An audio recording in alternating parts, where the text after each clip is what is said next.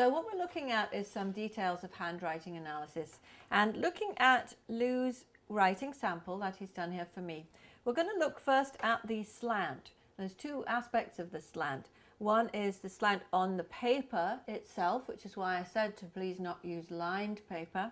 And the other is the slant of the writing itself. Does it move forward, or does it stand straight up, or does it move backwards like that? Okay, so as you can see, talking about the slant on the paper, you'll notice that it goes down a little bit.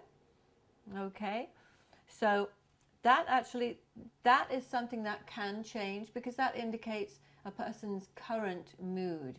So I don't know why, but you're feeling a little pessimistic today, Lou.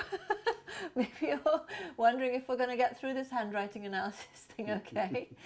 So that's why the slant is a little bit down. If it was slanting up, that would indicate optimism, and then level, neither pessimistic or optimistic. But that, again, because it's something to do with your current mood, that can alter.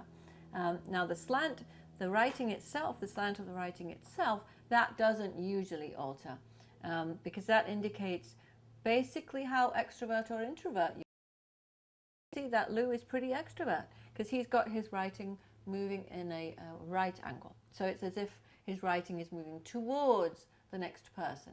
Yeah, makes sense? That's true. I am definitely extroverted, not Good. introverted. Good. So that's what we can see with that. Now, if you notice that the writing was just straight up and down like that, that would mean just a kind of balanced person who's not particularly extrovert or introvert. If the writing slopes that way, then you're talking about a person who really pulls back from other people. You can you can see in the writing that's the same as in the person themselves, like they're pulling back. Now, the only thing that would be different is if you've got someone who writes left-handed. So if they write left-handed, everything is reversed.